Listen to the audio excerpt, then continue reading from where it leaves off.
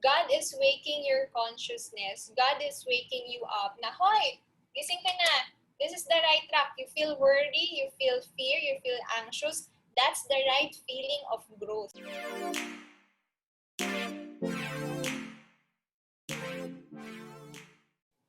Hi guys, welcome back to the new Noypi channel, where we share real and inspiring stories of the Filipinos. And this is your host, Kion. And today we will be joined with Ginelle Sequitin. She's a financial advisor, successful financial advisor, and the unit manager of Sun Life Philippines. So without further ado, Ginelle, thank you and welcome sa the new Noypi. Okay. Hi, Kion. Thank you for inviting me. Ayan. Okay. Oo, siguro to start off with, bigyan mo naman kami ng background na bef sino ba si Ginelle before siya mag-enter or before siya maging financial advisor and paano siya napasok dito sa financial industry? Okay, sige. So, who am I before Sun Life? I am a fresh graduate. So, this is my first job. So, I never experienced working in a corporate world. And the reason why I joined why I become a financial advisor is because of my parents. So, both of my parents are with the company I'm also with. Sila yung nagsimula. And the main reason is because my mom was a breast cancer survivor. Pero hindi kami yung same story na nakatanggap ng proceeds. Kami yung family na nakita namin yung value ng insurance nung time na nagka-cancer siya because dinecline namin yung offer ng isa sa mga Sun Life advisor. So 10 years ago, wala pang Facebook noon, katok-katok lang. May nag-house visit, may nag-random visit sa bahay, Sun Life advisor. Nung time na yon si mommy, she's just a plain housewife. Yung dad ko lang yung nag-work, siya lang yung nagpo-provide ng income. And nung time na yon naintindihan naman daw ni mommy yung value.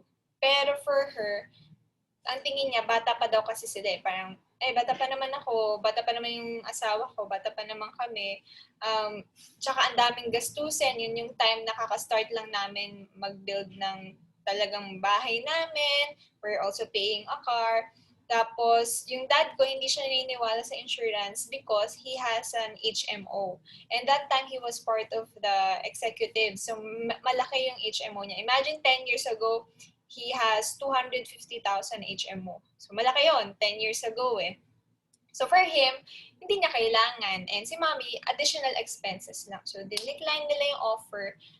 After 2 years, doon siya na-diagnose ng breast cancer. So, that time, naubos yung HMO, nagkanda utang-utang kami. Although yung nanay ko, very stingy siya sa pera. But because we know how much expensive healthcare here in the Philippines, how difficult it is, yun yung na-realize ni mommy na pag ako nawala, kasi yun yun eh, di ba? Pag nagka-cancer ka, parang all of a sudden, ang una mong maiisip, mamamatay na ba ako? Di ba ganon? So, nung time na yon, although yung tatay ko nagpo-provide ng income, yung mommy ko kasi, siya talaga literally naghahawak nung money namin as a family. Siya talaga yung parang light of the house. Siya yung nagmamanage ng bahay, ng family. So, naisip niya, kapag ako nawala, although hindi ako nagpo-provide ng income, yung asawa ko, marunong lang siya gumawa ng pera, pero hindi siya marunong maghawak ng pera, mag-handle. Perfect match talaga sila, di ba? So, nung time na yon naisip niya, kumuha na insurance na. So, that time, 8 years ago, nag-google sila, nag-search sila sa internet, top insurance companies in the Philippines. The number one that time is Sun Life. So, they contacted Sun Life and then, may pinadala si Sun Life na number one advisor sa Imus, Cavite. Kasi taga-Imus kami. Number one advisor sa Imus, Cavite. So, that time, pumunta, nagulat si mother kasi naka-SUV, may driver, posturang-postura, as in outfit talaga, ganyan. Nagulat si mama parang, advisor ba to? So, nagkaroon siya ng parang first impression doon sa advisor. Advisor, bakit ganito manamit? But anyway, kumuha at try siya mag-apply. Unfortunately, because of her previous history, hindi siya pinayagan. Yun siya. Pero mabait naman si Sun Life. After 3 years, pina-reapply siya ng insurance. Pero basic lang. Tapos she has to pay twice the coverage kasi nga yung risk niya eh. But we're going to try naman after 10. But we're going to try pa rin naman this year. But yung sa dati ko naman, yun nga, naubos yung ang nangyari is pinag-apply na lang namin si Daddy. So doon, parang ang goal ni Mommy is si Daddy na lang tsaka kami yung i-insure. Pero yun nga, financially exhausted kami. Yun siya. And nung time na yun, yung advisor ni Mommy, nakita how depressed she was that time. As in, payat, baba self-esteem. Kasi nga, 14 years na plain housewife eh. So, in-offeran siya mag-advisor. Yun siya. So, imagine nyo, 14 years na plain housewife, very extreme introvert, wala siyang friends, 3 lang yung friends niya, yung 2 nasa abroad pa, hindi siya lumalabas ng bahay. All of a sudden, in-offeran siya maging ahente, 'di ba? Magbenta. Yung time na yun, ayaw ni Mommy. Pero kasi itong advisor na to, angel namin, very persistent. As in, bigla na lang daw bibisita sa bahay. Naalala ko yung bata ako, lagi na lang nandun. As in, ay, napadaan lang ako, ganun lagi. So si Mommy parang nakulitan. Tapos si Daddy kasi, parang nakita nga niya si Mommy na hindi happy. Kasi nga, may nagka-cancer eh. So, andun pa siya sa depression mode. So, si Daddy, sige, try mo na lang. Try natin. Tingnan natin kung okay siya. So, total, libre pagkain. Nasa Max pa yun, sa Max sa Imus Cavite. Libre pagkain. Kaya, sige, kain na lang tayo. Kaya, tignan natin. Para lang tumigil na. So, nakita ni Mommy yung opportunity during the career orientation. Pero ang mindset niya, gusto lang niya kumita ng 5,000, 10,000 pesos from Sun Life that time.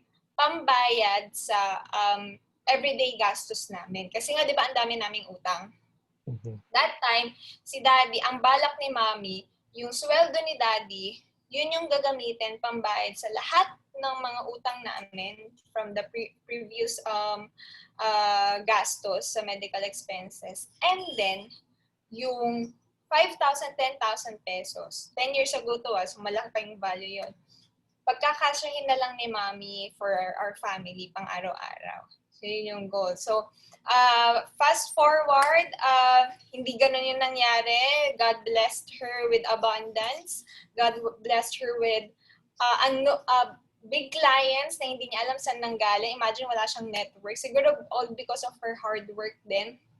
And then nakita ni Daddy yung difference. Parang at some point, yung sweldo ni Daddy na executive position, napantayan na ni Mother, ni Mommy. So si Mommy, parang one time inasar niya si Daddy, parang, okay Daddy, paresa tayo ng sweldo, ganyan. Tapos dumadating yung time na, yes, si Daddy is earning well, si Mommy is earning well also, pero yung Mommy ko, very, very happy. Tapos, travel ng travel. Tapos si Daddy, nasa executive position, high-paying job. Pero pag uwi, exhausted, pagod, diba? Very stressed. So, nakita ni Daddy yung difference. Yun siya. Until one time, nagkaroon si Mommy ng travel incentive in Brazil. Sinama niya si Daddy. May Daddy, sama ka. Ganyan. Doon nakita ni Daddy yung environment, yung culture. Nagulat siya. Kasi for the past decades na he's been working in a corporate job. Nagulat siya sa environment na very open, very fun, and then nagugulat siya, bakit ganito? Parang hindi sila ahente. Why are they look like financially well talaga.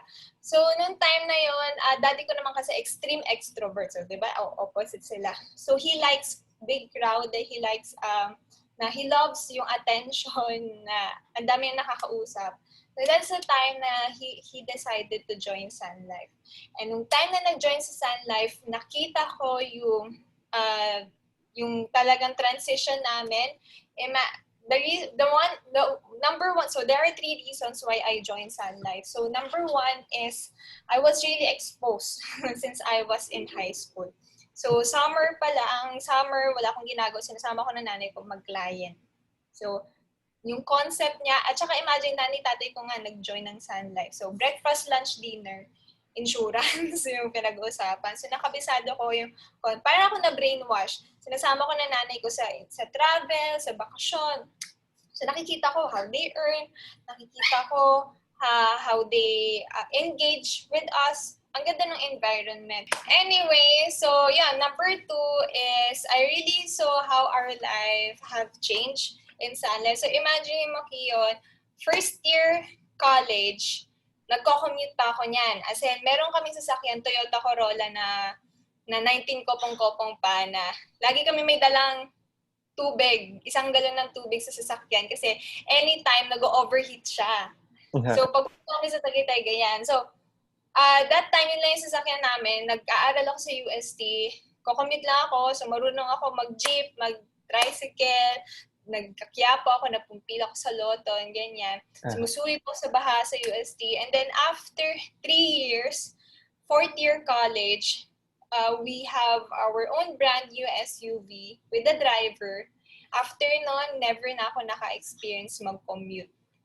So, yung pinaka-aha moment ko na talagang sabi ko, sige, saseryosohin ko na tong si Sun Life is nung second month ko as an advisor, we were able to spend our Christmas Eve and New Year's Eve in Paris and in London. Kasi at that age, hindi ko na-imagine na magkakaroon ako ng ganung lifestyle. Kasi nga, I grew up thinking na sakto lang kami, mahirap kami. Yun siya. Kasi we just live in a small apartment eh. So very, very simple life lang talaga. Lahat, ultimo, underwears, jewelries, kandila, binibenta ng magulang ko para lang to earn an extra income. Even mais, yan, nagbibenta din kami ng mais niyan. So, nung time na yon sabi ko lang, hindi ko na-imagine na ganito to So, nagising talaga ako nung time na yon. Pero, ba't ba ako nag-join ng Sun Life? Yung main reason is because on my first year as a graduate, I felt na I wasn't growing. I felt na stagnant lang ako.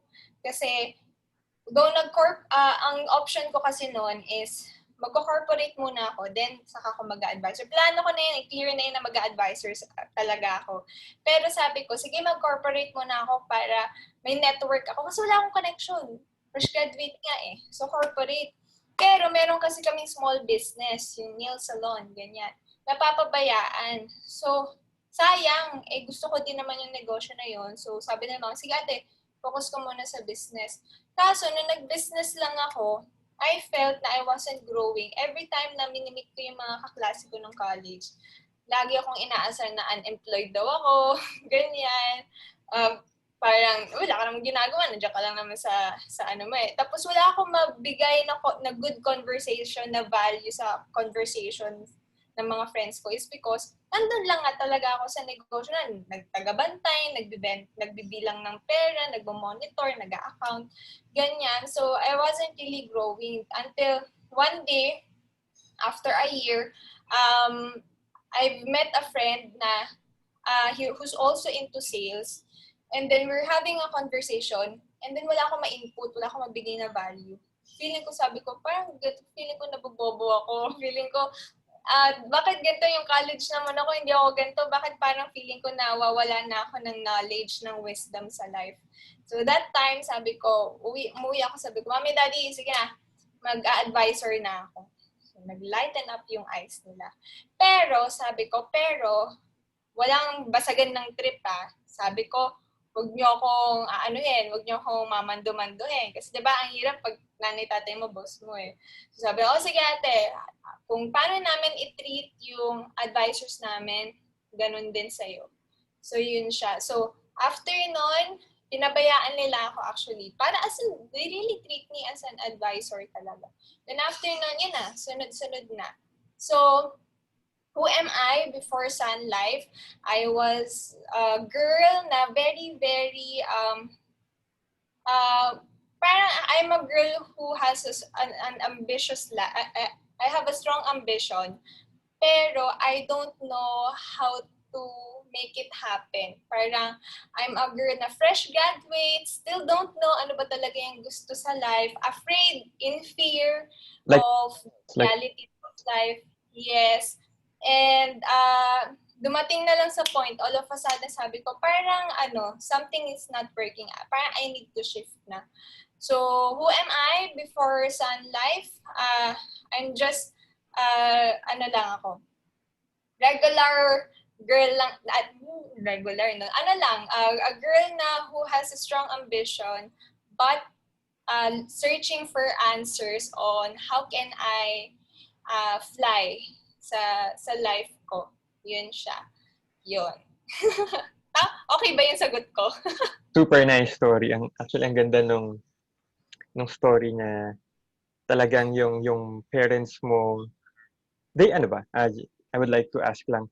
Parang were they kaya ka ba nila sinasama before nung high school ka and even nung college ka is they really wanted or sinasabi nila sa'yo na ito yung business for you or ikaw yung magmamana ng business namin kaya i-shadow mo kami along the way. Actually, thinking about it now, talagang at some point gusto nila eh. Parang they're trying to brainwash me. And effective naman. Kasi when I was graduating, parang sabi ko, parang hindi para sa akin yung office job. Sabi ko, parang ayoko nang nandito lang ako nakaupo tapos routinary yung ginagawa. Parang, gusto ko din, ayun din, kasi nga very, very girly ako, diba, kitang-kita mo naman, diba? Kasi I love dressing up. Kasi pag sa corporate ka, di ba, ano lang? Hindi naman, parang parang almost uniform, yan, ganyan. Eh, ang arte ko, so gusto ko, I love dressing up, I love feeling good, pero hindi ko siya magagawa kung regular employee ako kasi kailangan maging boss pa ako, di ba, para mag-dress up, ganyan. So, yun yung mababaw na reason. Yun yung mababaw na reason. Yun siya. And when you were in college, are you into a business course or a commerce course ba? Oh, okay. So, so my major in college is marketing. So, somehow related. I was able to use my marketing course when I was starting in Sun Life. But also kasi, on my fourth year kasi, grateful ako kasi my parents enrolled me to a digital marketing class in AIMS. So, in Asian Institute Management. So, it was like pang isang SEM siya na course, in-enroll nila ako kasi for our business. Pero, yun nga, nagamit ko siya kay Sun Life, yung digital marketing.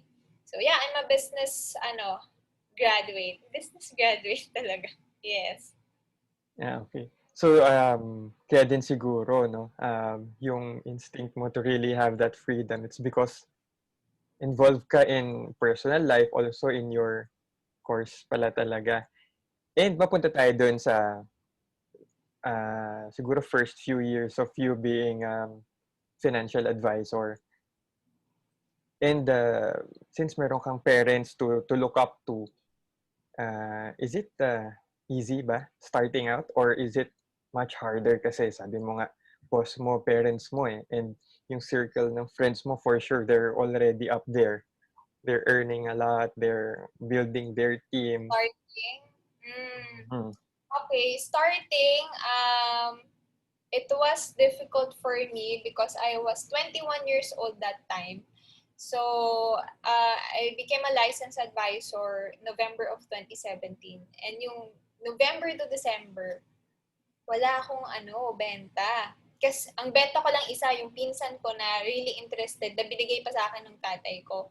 Nung time na yun kasi, although ginusto ko maging advisor, takot ako ma-reject. Ganon. So, ano yung ginawa ko? Na chicken exit para masabi na hindi ako takot ma-reject.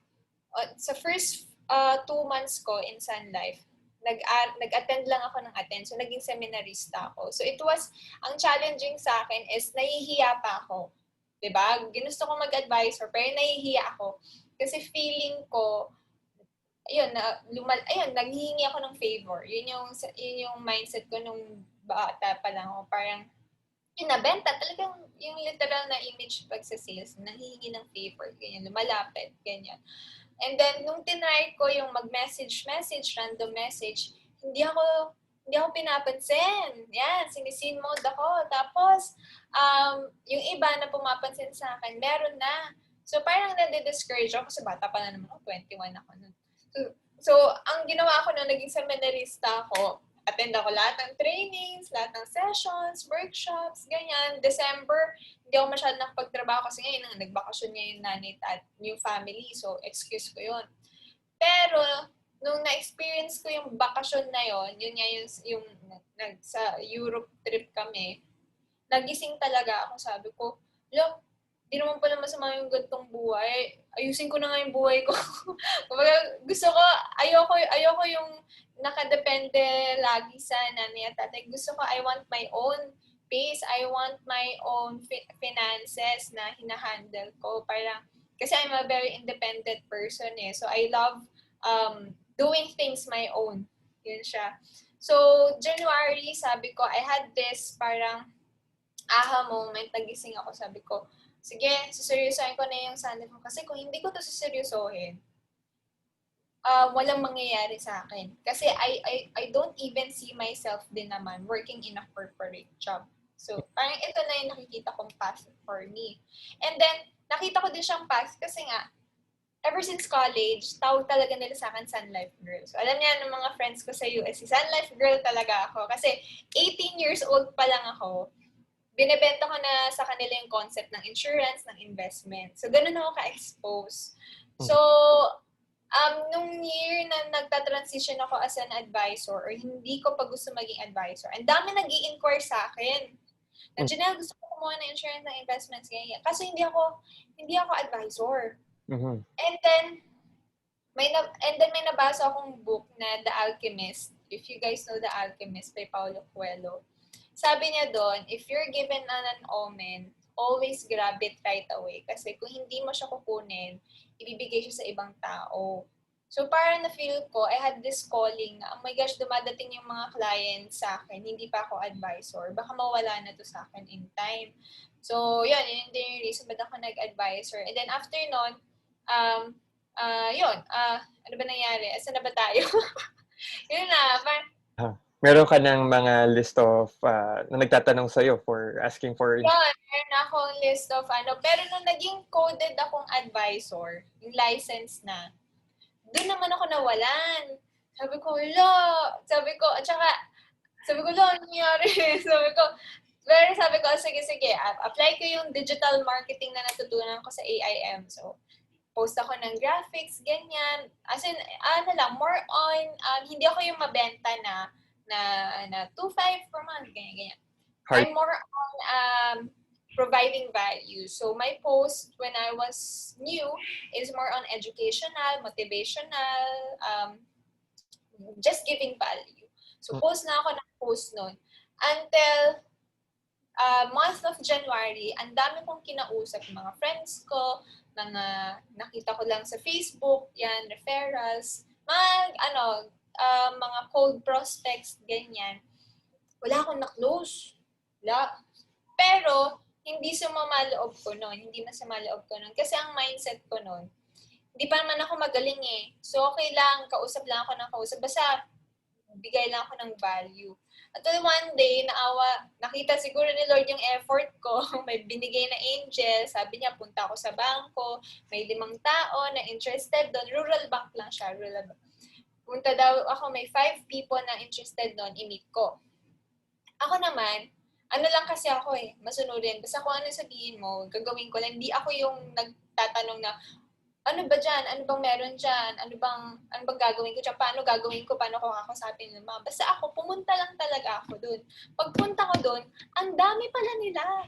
So, ang dami pa. Sabi ko, paano ko ito kakausapin? Alam ko lang yung one-on-one. Hindi ko pa alam paano ko mausap ng maraming tao. Pero sabi ko, sige, bahala na Lord. Basta sabi ko na lang, meron po ba kayo dyang whiteboard? Tsaka, whiteboard pen? So, kung ano yung alam kong presentation, sinulat ko lang siya sa whiteboard. Pinresent ko na siya sa maraming tao. Hindi sila, more than 5 sila eh. Mga 10 tayo. Tapos, I just get parang representative, ganyan. So, nagkakandak ako parang ng one-on-one financial planning, pero with an audience. So, from 5 na interested, naging 7 sila na kumuha sa akin. So, parang yun yung aha moment ko na in one day, for after 3 months na walang nangyayari sa akin, on my 4th month, pag-uwi ko, Mommy, I have 7 apps. Tapos super happy ng nanay ko noon. Super proud siya sa akin. So, sabi, Mommy, I have 7 apps. So, nagulat ako. Sabi ko, kung sa isang araw, kaya ko ng 7, mag-secure ng 7 na families, what more sa susunod, di ba? So, yun yung parang breakthrough ko. Yung 7 applications. Doon ako nagkaroon ng confidence. And then, remember, nung sa first 2 months ko, post na ako ng post digital. Ganyan, wala nangyayari. Maybe because, yun nga talaga yung science ng social media, no? Basta as long as you're present, at dadating yung time magkakaroon ka ng talagang audience. Until after a few months, after 6 months, biglang may nag-inquire na sa akin. Na, Ginelle, di ba Sun Life ka? Or, Ginelle, alam mo, natutuwa ako sa mga posts mo, ang dami kong natututunan. Ano ba yung ginagawa mo? Inquire ako about investments. And then, there was one time na, nagulat ako pag, talagang ready na talaga sila. Yun, sabi ko lang, nag-grip na yung, yung pagpa-farm ko. Ganun pala talaga. Yeah, and building that valuable content. Oo, just by giving value. Mm-hmm. Hindi ako yung nagpo-push. Kumbaga, nagme-message pa rin ako pasingit-singit. Pero kasi, because I am present in social media and I was giving value, just giving value, not trying to be a gente na puro benta-benta. They were inspired by my posts. They were happy seeing my posts. So when I tap them, they know me already and okay sila, they're open to meet up with me. And then other people naman, dun ko, yung ibang tao naman, nagre-refer. So yung mga hindi ready, yung hindi ko kilala, nire-refer ako. So, din nangyari. Yun yung parang naging struggle. At first, mahirap. Parang walang nangyayari sa buhay ko. And then, all of a sudden, yun na siya. Sunod-sunod siya. And most of my clients are strangers. Yun. Strangers. Mo na never kang mawawalan, ano? Yung time na yun, sabi ko, saan to galing? Ganyan. Tsaka, yun nga, hindi ko kasi matap yung warm market ko, yung natural market ko. Kasi nga, fresh graduate, bata. Tsaka kakagraduate lang naman talaga. Kasi, nag-graduate kami July 2017. June 2017. Mm-hmm. So, most of us, nag-start maghanap ng trabaho January. Yes. Binakasyon nila yung So, wala talaga ding mga income pa or starting pa lang din. So, strangers talaga ako. And, yun. Strangers talaga. Ginelle, can you recall ba yung, siguro yung the most bad memories that you had? Bad and the good. So, para balance whether it's a cold calling or actual sales pitch mo. Sige. Pinaisip na ako. Nice. Pinaisip na ako na bad. Sige. Bad memory. Okay. So, bad memory. Naalala ko nga, bad memory nga siya. So, bad memory, it was a referral. So, may minute ako na warm market. Siya. Sa networking, ganyan. So, parang natuwa siya dun sa presentation ko. Sabi niya, nagalingan daw siya, ganyan. Tapos, tinuruan kasi kami to as a referral. So, in-apply ko lang. And then, binigyan niya ako ng 15 names. 15 names na referral. And then, samakto lang din na kakatrain lang din namin to do calls. Yan siya. So, ginawa ko siya dun sa 15 na yon. So, out of those 15, isa lang na set ko ng appointment. So, this person. So, schedule kami, okay siya, excited daw siya, ganyan. So, nung day na magmi-meet na kami, sabi niya, reschedule tayo kasi I had a sudden client meeting kasi nasa sales din siya eh. So ako, okay, sige, reschedule tayo gantong araw. Siya pa nga nagsabi ng araw, sabi niya, meet tayo Thursday. Diba? Tandang-tanda ko pa. Meet tayo Thursday, 6 o'clock p.m. Dito sa may, Iton ba yun? Sentries. Sa Sentries. Diba? Sa Cubao. Ayan, sa Cubao, traffic, di ba? Sa Sentries. So, diba tandang-tanda ko pa kasi bad memory talaga siya. So, punta ako doon. So, nung time na nag-reschedule siya, sabi niya, di ba, Thursday. Siya pa nag-text, sabi niya, Hoy, by the way, Janelle, I'm excited to meet you kasi I've heard good things about your meeting with, ito yung nag-refer sa kanya. Excited to learn from you. Ganyan parang sabi niya. Basta excited daw siya. So ako, ang utak ko, sure to. So excited siya eh. So, nasa Makati ako noon. Imagine 6 o'clock ka. 6 or 7 o'clock. So, rush hour. Yes. So, 2 hours ako nag-grab. Actually, Uber pa nun. Uber. 2 hours ako nag-Uber kasi Cubao eh. Diba? Traffic. Punta ko doon. So, I was 1 hour early. 1 hour 30 minutes early. Or, 30 minutes early. So, I texted him, andito na ako, ganyan. I'm here na, yan. Kasi hindi siya nagre-reply. So, sabi ko, okay, sige.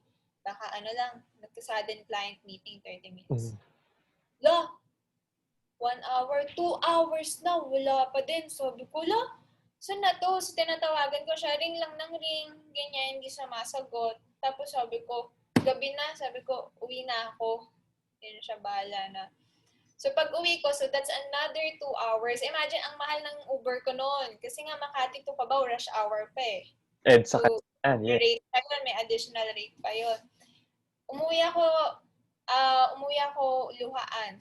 As in, literal, umiyak talaga ako, naiyak talaga ako. Sabi ko, pag uwi ko sa bahay, sabi niya, si mami, kinamusta niya. Sabi, kamusta ka ate? Ganyan, kamusta meeting mo? Sabi ko, hindi ako pinuntahan. Tapos naiyak talaga ako. Sabi ko, ganito pala yung trabaho ng advisor. Sabi ko, parang hindi kami binavalue, ganyan. So, nung time na yun, syempre, hormonal din ako no kasi babae, di ba? Umiyak talaga ako. Pero yung nanay ko, pinagtawanan lang niya ako nung umiyak ako. Sabi niya, na-experience mo na, natural lang yan, ganyan. So, sabi ko, ganito pala yun. So, naiyak ako. Pero after nun, nagkaroon ako ng intuition. Sabi ko, kailangan ko i-message tong tao. Kasi kailangan ko i-let go yung sama ng loob ko eh. So, nag-clear out ako. Diba? Bagong-bago pa lang, minessage ko talaga siya, sabi ko. Parang sabi ko, okay, ganito. Nakauwi ako ng 8 o'clock. Ay, hindi, 9 o'clock. Ganyan. Nakauwi ako ng 9 o'clock. Pero nag-text ako sa kanya 10 o'clock. Sabi ko, hi, I just got home. So, diba, we nan early. Hi, I just got home. So, parang, I understand that you're not interested anymore, but I would appreciate if you would message me that you're not interested so that I could save my time. Tapos sabi ko, I didn't expect this from you because I've heard you're also from sales. But anyway, parang sabi ko, sa susunod, sana wag mo na tong gawin and I hope na hindi to mangyari sa'yo. Ganyan. So, basta nag-clear out ako. Tapos after nun, yun na, pinalitan naman din siya ni Lord. Nag-let go lang ako. Yun yung bad memory ko. But you never had any chance of getting acquainted with this person ulit? Never na? Never mo siyang na... Parang dami, hindi talaga. Oo, yun yung bago pa lang ako nun. 21 pa lang niya to for sure, ano? Alam niya kung sino siya. Oo, kung manonood siya. Yes, yes. Kaya ko sa'yo. And sa the best siguro na memorable for you, the most positive? Yung most positive sa akin, yung pinaka-memorable sa akin is this. He was 21-year-old that time. Ano siya? Fresh from the barko. So, he's, alam niya to, sige, hindi ko na sabihin yung name. So, memorable siya sa akin because nag-message siya sa akin. Sabi niya, ate, hindi ko siya kilala. Ate, I'd like to inquire for Sun Life. Sabi ko, okay, sige, yan. Tapos meet kami. Tapos nung nalaman ko yung story niya, bunso siya sa family. He was 21 years old. Tapos kakababa lang niya sa barko. Nag-OJT lang siya. OJT pa lang, hindi pa siya fully seaman talaga. Tapos yung nagte-check kami ng finances niya, ang galing ng bata. Kasi talagang tinabi niya yung sweldo niya, yung buong sweldo niya sa barko. Sabi ko, teka, ano yung nagpa-initiate sa'yo to start this? Kasi, alam mo, hindi ira sa age mo na magkagantong initiative na to get insured and to have investment. Sabi niya, kasi ate, yung mga kasama ko sa barko, yung mga mas matatanda sa akin, yung mga kapitan, engineer, sinasabihan nila ako na kumuha na daw ako, bata pa lang ako. Kasi sila daw, parang regret daw nila yun. Kasi meron nga daw silang mga plans kay Sun Life na yung investment sila, pwede na daw bumili ng sasakyan in full. Ganyan. So, na-inspired ako ate, tsaka sinasabihan nila ako kasi nga, hindi naman forever yung pagbabarko. And Yeah. yun nga, ang dami sa amin na, ang daming nagkikwento sa akin matatanda na walang ipon. So, sinasabihan siya na, o mag-ipon ka na, mag-invest ka na, kumuha ka na ng insurance. Kasi yung insurance naman sa company nila, during the time lang naman nakasampa sila eh. Right after that, wala na eh. Mm-hmm. Diba? Yes. So, hindi talaga sila ganun ka-protected. So, natawa ako sa, kumuha siya sa akin, ganyan. Tapos, di ba bunso siya? Usually, bunso, parang, oh, okay, sige, bunso, kumuha ng insurance, very good. Pero ang lakas ng influence niya, kasi right after that, nirefer niya ako sa kuya niya. Tapos yung kuya niya, ang bait-bait din. Tapos yung ate niya, yung girlfriend ng kuya niya, kumuha din sa akin, ang babait. Tapos yung kapatid ulit nila, parang nakita nila yung value eh. Oh, sige, magpa-meet ka kay Ma'am Ginelle, kausapin mo si Ma'am Ginelle. Ma'am Ginelle, pwede ba ikausapin mo tong kapatid ko? Ganyan. Tapos, after a few years, kasi ilang years ko na siya, siguro 3 years ko na siyang client. Pagkababa niya ulit last year, kumuha siya ulit ng isa pa sa akin. Minessage niya ako. Sabi niya, ate, kuha na ako ng sinasabi mo na health plan. Imagine, 22 years old, open siya to get an health insurance. Ganun siya ka-open. Sabi niya, kasi ate, naririnig ko yung mga kasama ko ng mga matatanda, ng mga nagkakasakit, nahihirapan financially. Ang laki ng sweldo nila. So sabi ko, sige, kuha ka sa akin. So, yun yung pinaka-memorable sa akin. Kasi doon ko na-appreciate yung job ko na, grabe no, you may be one thing sa ibang tao, parang isang tao ka lang sa ibang tao, pero you will meet people na would really see your value, would really see how passionate you are. And sila yung mismo yung magiging way mo para mas maging malalim yung purpose mo sa life. Yun. Nice. Ang ganda naman nun. So, two things, no? It's good for yung sa client mo kasi at the very early age of his life, aware na siya what to invest with or to secure yung future niya. And then, for you na nasusuklian na yung value na binibigay mo talaga. Mm-hmm. Yes. And fast forward to now, Ginelle. Kamusta na ba yung business mo? I've heard na you're already a unit manager from Sun Life. So, paano ka nag-grow from a financial advisor and then now managing a team, your team? So, was it any different? And paano ka naman Yes. nag-start with that? So, yun, I got licensed November 2017, and then after almost more than a year, I decided to expand myself to be an expansion of blessing.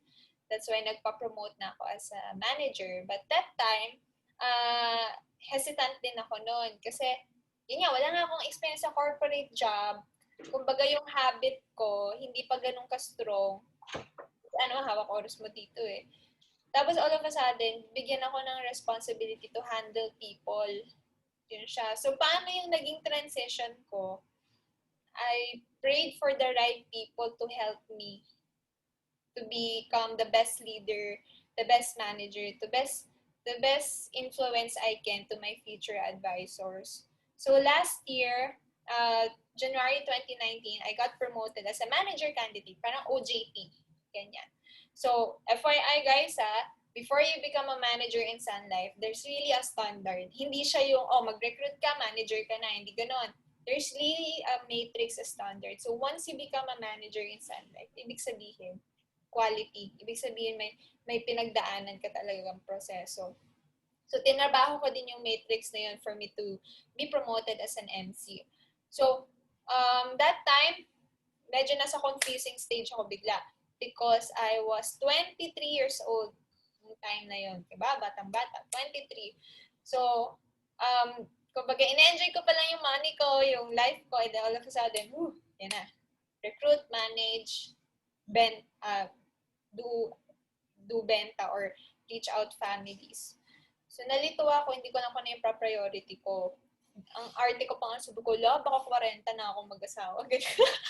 Sabi ko, ganda akong ginagawa. Sabi ko, pero, okay, anyway, kidding aside, I really prayed for the right people. And luckily, that year, my parents were also looking for the best mentor, best coach that they could ask help for.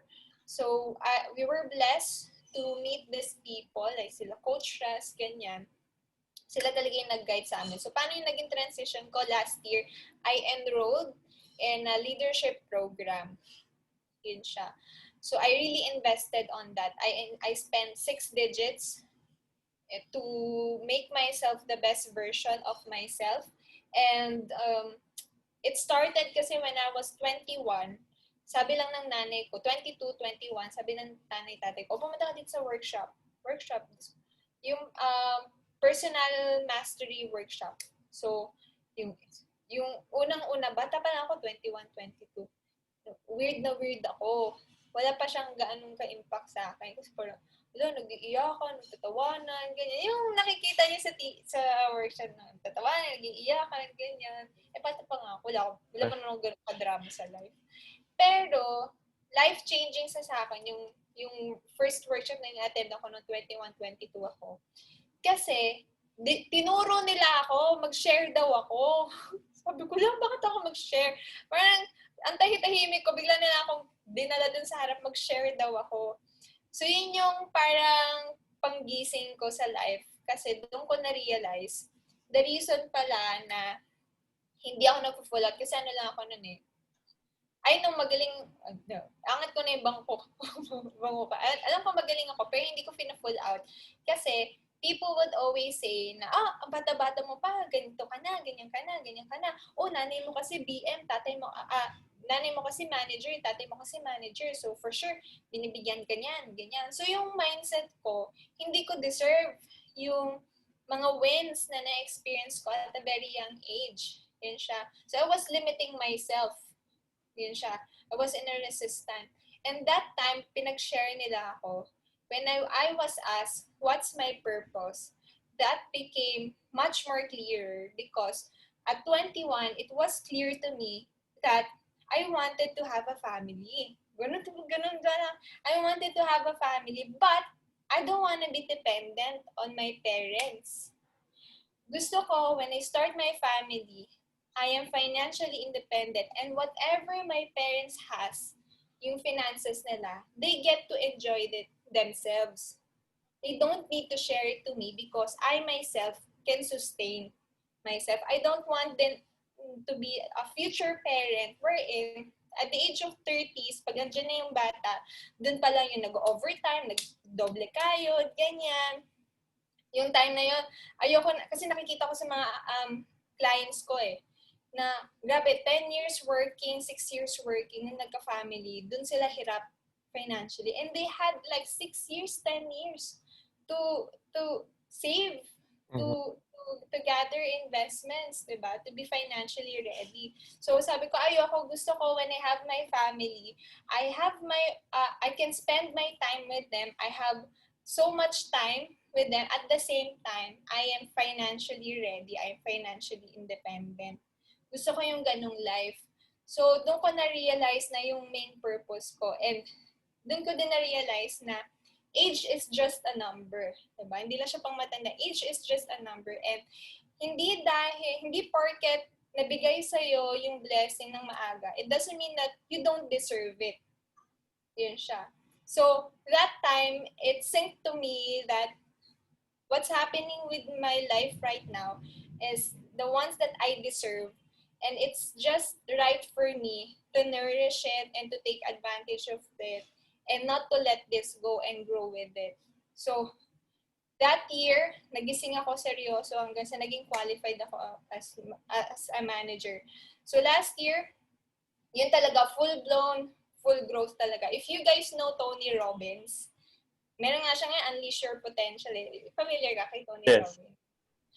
Parang ganoon, yung inattendan ko last year. So it's a leadership program by IM Plus Coaching. So yung time na yon, grabe talaga, nagising talaga ako. As in, lahat ng resistance ko sa katawan, drama, lahat, naalis talaga. Yung perception ko sa life na iba talaga. Even the way I speak, I don't speak like this. If you're going to meet me 2 years ago, ganyan. I don't know if natandaan mo pa ako. Medyo ano na din ako nun eh. Oo, it's just last year lang yata eh. Oo, yan. Because I was in a space of growing and learning and expanding myself last year. So last year, it was full of roller coaster talaga kasi di ko lang paano, pang tao, parang sa bata, talagang you're still testing, asan ba talaga ako, para saan ba talaga ako. You're still navigating your way, ano?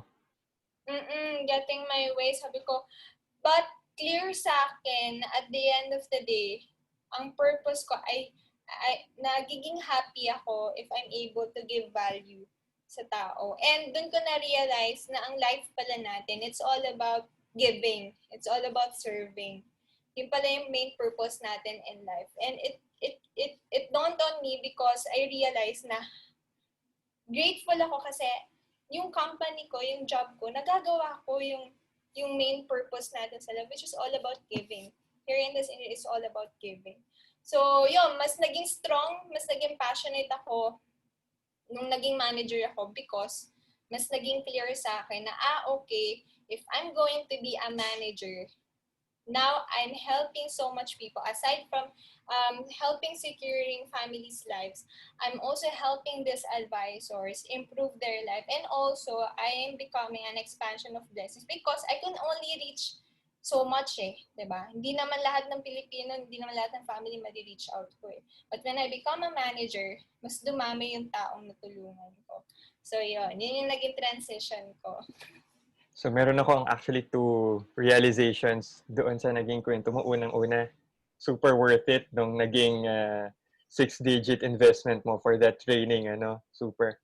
And pangalawa, ang pagiging financial advisor pala, it's not just on your self alone lang. Parang puro ikaw lang, benta ka lang, earning money, having travels. So meron pa palang next level doon, which you can expand pa yung sarili mo to grow, to develop, and to even train people. That's a different set of skills kaysa doon sa mag-isa ka lang. So there's always a next level for Yes. everyone.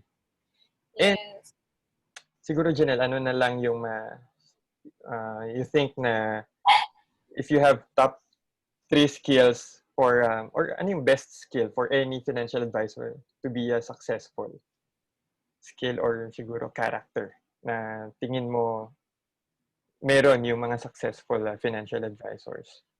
Siguro I would focus on the character because for me, no matter how much skills you throw at someone, if the character is not right, then nonsense lang lahat ng skills na ibibigay mo doon. So for me, is character. So ano yung character na you have to be in becoming an advisor? Number one, I'll go with character because no matter how much skills you throw at someone, if the character is not right, nonsense lang lahat ng skills na ituturo mo sa kanila.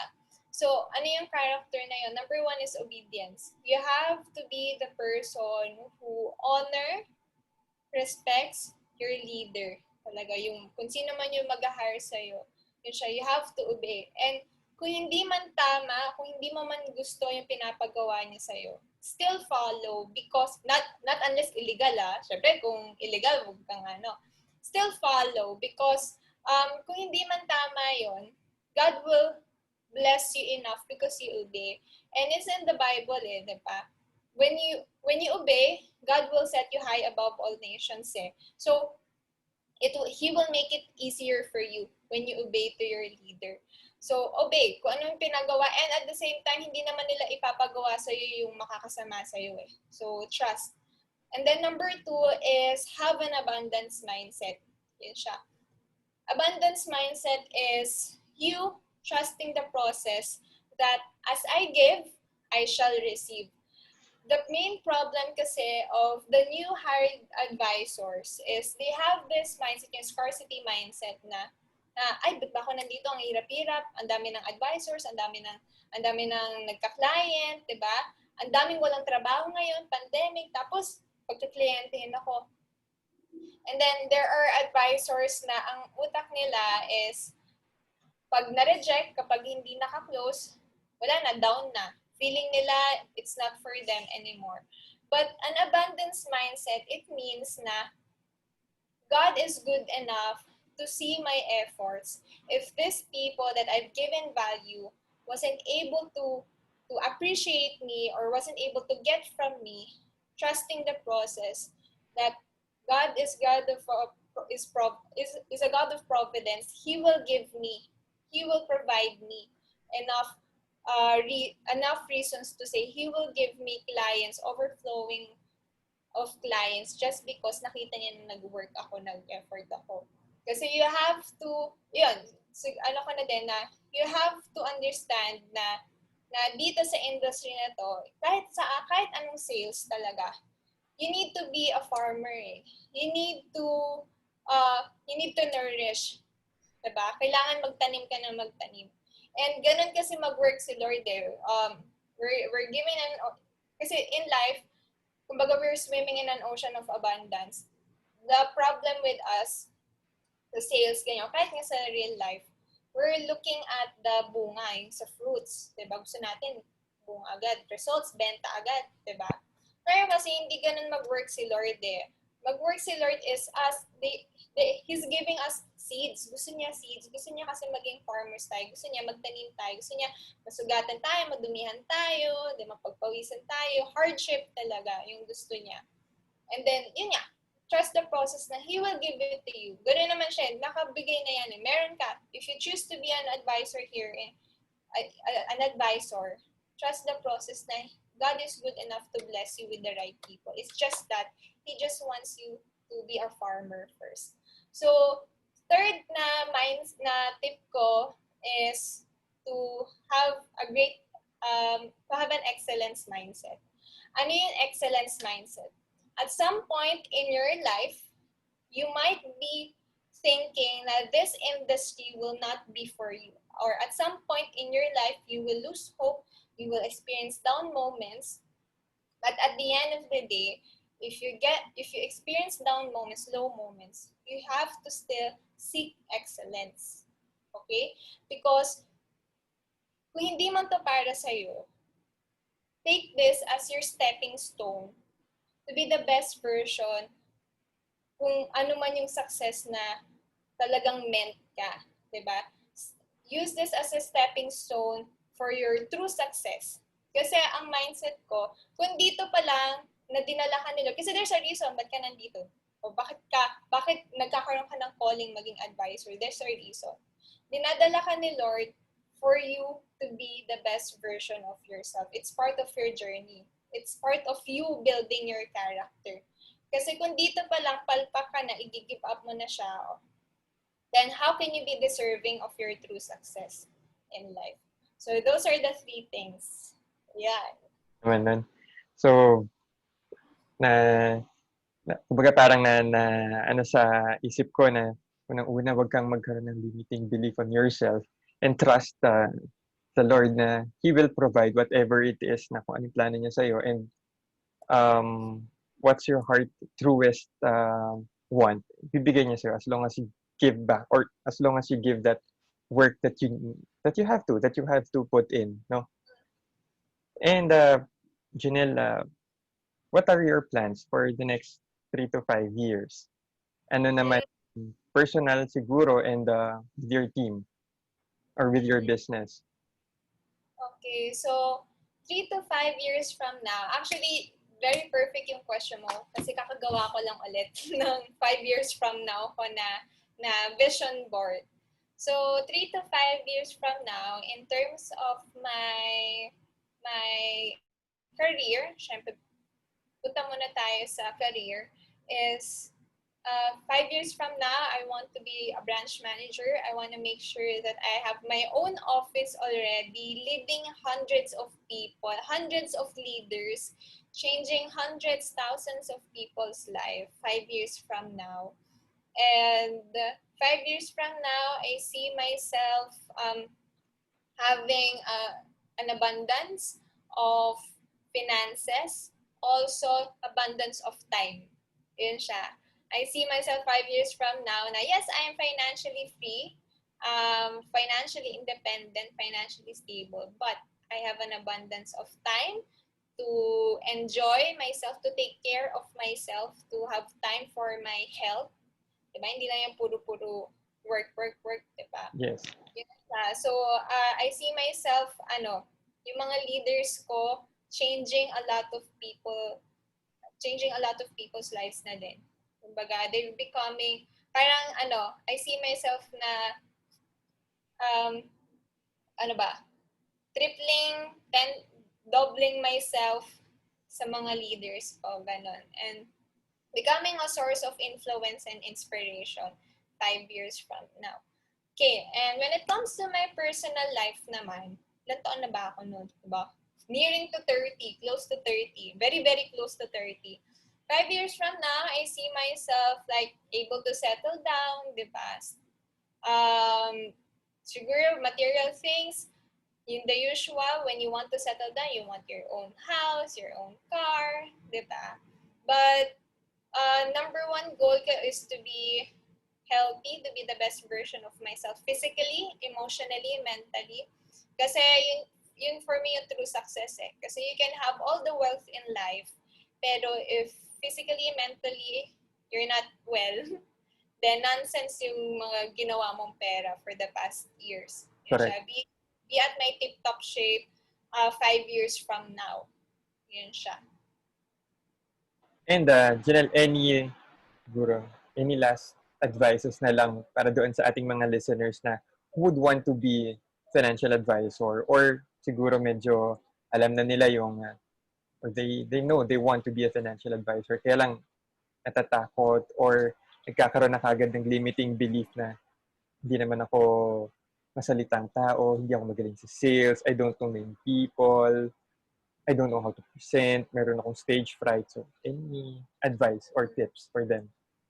Ako,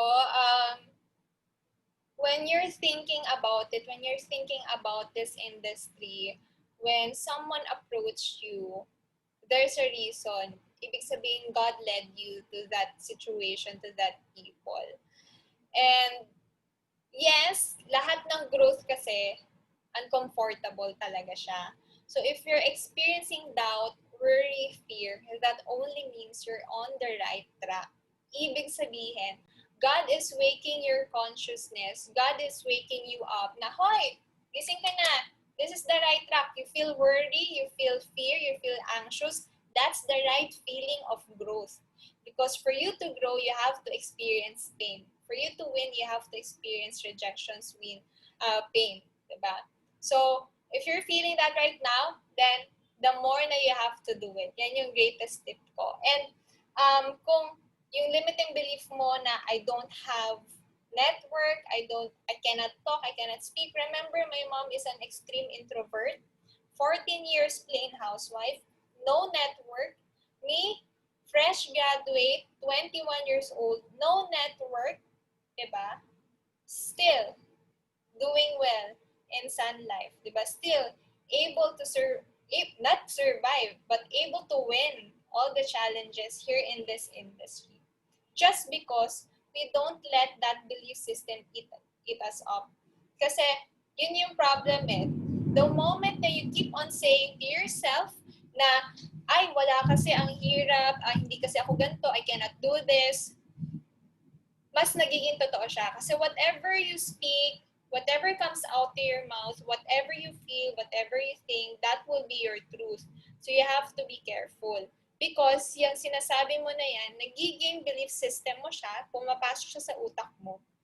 And ang belief system, yan yung pinapaniwalaan na ng utak mo. And dahil yan yung pinapaniwalaan niya, lumalabas siya ngayon sa body language mo, sa actions mo. Therefore, yung results mo, wala din. Full of negativity din. It's all about energy. It's all about what you vibrate. If you vibrate good energy, positive language, then you will attract positivity. If full of negativity, full of doubt ka, then it will be hard for you in this or kahit sa kahit anong career, it will be hard for you. Kung doon pa lang negative na yung lumalabas sa yung word. So, yun yung greatest tip ko. Yan siya. Lala ko yung false expectations appearing real, na definition ng fear. And Ginelle, where can they, siguro yung mga interested to be part of being a financial advisor and for the Sun Life Philippines, and even wanting to, or may mga questions about life insurance and how to be financially free, saan ka ba nila pwedeng contact or makita or ma-follow? So, ayun guys. So, if you want to be a financial advisor, if you seek growth, if you're looking for an income, especially during this pandemic, a lot of people are unemployed or limited yung income. And you're a person who values growth and you're a person who values advocacy, values giving value, helping people, then this is the best career for you.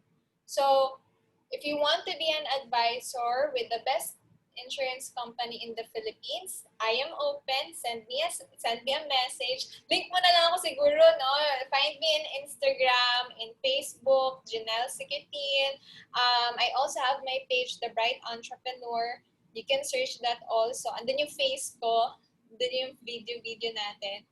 Message me because I'm building my team. I want to expand myself. Trust me that you becoming part of my team, it will be full of transformational talaga. And I saw it sa mga advisors ko, from being a very, very mahihain, self-to-mid, now a very powerful women, influencing people, strong men na very head-on dun sa goal nila. And I'm really excited for your life-changing moment dito sa insurance industry nito because it's not all about selling. It's all about growing, transforming other people's life. At the same time, you're able to transform yourself. And for those people who are inquiring or who wants to get protected, especially during this pandemic, we have health crisis. Diba? May health crisis tayo ngayon eh. Everything is uncertain. Our life is uncertain. Then this is the best time to get protected. Okay? Some of you would be saying na, gusto ko naman mag-insure, gusto ko maging protected kasi nga nagigets ko na yung uncertainty na life, pero wala akong pera. Isipin nyo to, no? So kung ngayon pa lang, may problema na tayo financially, what more kung dun tayo magkasakit? What more dun tayo saktuhan nung personal crisis natin during a pandemic? Saan ka kukuha ng pera? So this is the best time to get insured, to get protected because you're actually buying money. You're buying money with just 2 to 3% of its value and you can get it anytime. And for those people who has an extra income, who wants to take advantage of the market, after a long decade, for the very, very first time, sobrang baba nung palitan natin, yung Philippine Stock Exchange natin. So, if you're a person who doesn't want to be stressed sa stock trading, sa stock investing, kasi you have to have time and you have to make sure na emotionally prepared ka makita yung pera mo nagpa-fluctuate every time, di ba? If you're not ready for that, then we are open for mutual funds. You can take advantage of that. We would handle your money and we would make it grow for you.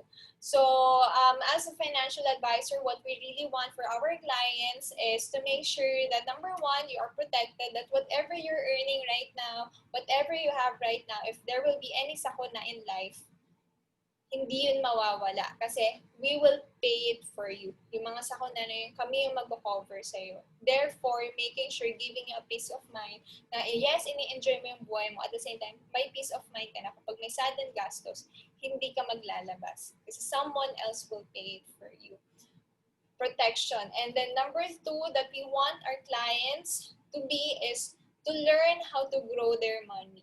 So, syempre, in Philippine Stock Exchange, in the stock market, most of the investors are foreigners, di ba? So, andito tayo sa Pilipinas, take advantage of your own country, di ba? So, grow your money with us, protect your family with us, and I assure you that we will be the best lifetime partner for the rest of your life. Hindi na po ako aalis. Wala din kasing retirement dito sa sa industry na to. So hangga't kaya ko, go yan. Mag-ano tayo. So there. So thank you, Kion. Thank you, Ginelle. Maraming salamat. I'll link all yung link, siguro yung pages mo and yung link for personal account mo din for the Facebook. I'll link them down below para makontak ka naman nila. Again, maraming salamat. Bye-bye. Thank you, Kion. Bye-bye.